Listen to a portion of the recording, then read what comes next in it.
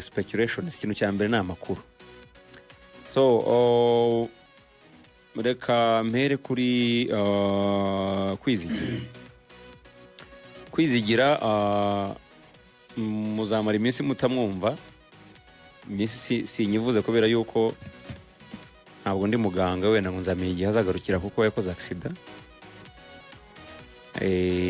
aguvunika akagongo mbari, cyo bita cheville. ubwo niko kagongo mbari muri cheville, akagomba mbari so yavunitse akagongo mbari ndetse akagomba mbari urakoze cyane, cyo bita ankle injury cyase cheville mu gifaransa. yavunitse cheville, ari mu bitaro bya gisirikare i Kanombe niho arwariye. ubwo uzabishobora azamusure, ufite nimero ye amubwira ati pole, bamukore na operation cyangwa se baramubaza.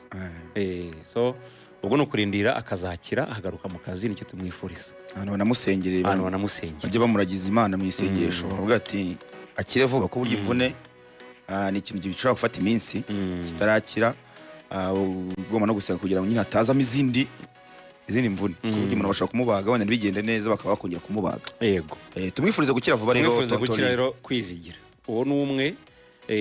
Undi ngaruka ni Lorenzo Christian, twebwe nk'urubuga rw'imikino yamaze kudusezera, atumenyesha ko yahinduye akazi.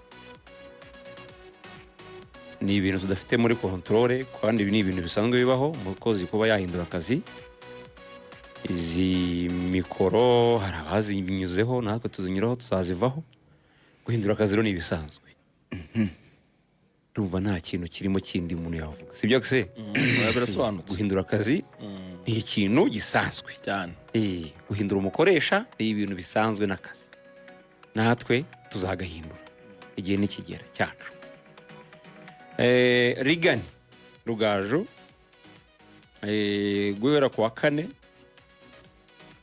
kane mu masaha ya mu gitondo nibwo hagiye amakuru hanze yuko yafashwe cyangwa se arimo gukurikiranwaho, arimo gukurikiranwa n'inzego za gisirikare, akaba akekwaho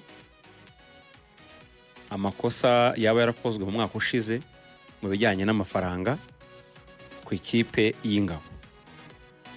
Icyo ngicyo agihuriyeho n'abandi benshi,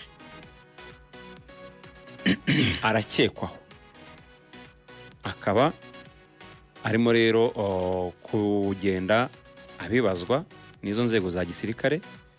Ubwo icyo navuga kuri iyi ngingo ni ugutegereza ubutabera bwa gisirikare icyo buzafata nk'umwanzuro. Icyaha nikimuhama azahanwa, icyaha nikitamuhama azagirwa umwere. Biba ari bibiri mu butabera, sibyo se? Biba ari ibintu bibiri. Eyiza icyaha kiraguhama uhanwe, ikindi cyaha nikiguhama ugirwa umwere. Ibyo nabyo nta bubasha tubifiteho, tuzategereza ubutabera bwa gisirikare.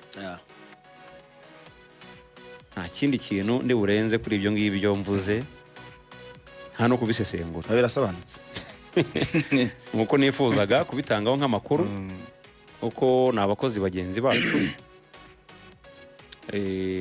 Yaba Lorenzo twarakoranye kandi dukorana neza, yaba nawe mu bantu mvuze turacyakorana kandi tuzakomeza gukorana neza. So izo zari zandani rero nifuzaga guhereza abanyarwanda batwumva kandi badukunda. Icyo nahere yose mvuga ko zandani ufite ari nyinshi, hano kwitege. Dukomeze rero n'izindi. Uyu mukecuru muramuzi, yitwa Mukanemeye, yitabye Imana. Ngira ngo ni amakuru yagiye hanze umunsi w'ejo. N'ejo ra? Yego. Ako n'ejo. Umunsi w'ejo. Yari umukecuru w'umusportifu mwese mumuzi cyane fana Mukura amwe bamwitaga fana n'ikipe y'igihugu abandi bamwitaga mama Mukura so rero mama Mukura yitabye Imana azize uburwayi katumwifuriza uruhuko ridashira nk'abasportifu twihanganisha umuryango we ariko nk'urubuga rw'imikino twateguye documentaire yagaruka kuri uyu mukecuru muri siporo Gatera Dima yayitunganyije reka tubanze tuyumve ubundi dukomeza kwihanganisha umuryango mugari w'abasportifu ngo twari twicaranye ku ntebe tuvuga ibyenda ndogozi yoho ndagutsinda by'abakuru nibyo yari umubyeyi yari umufana w'umupira w'amaguru bidasanzwe urakazuwanwa roho yoho mbega ugiye kuzasaza isi ya none biragoye kubona umukecuru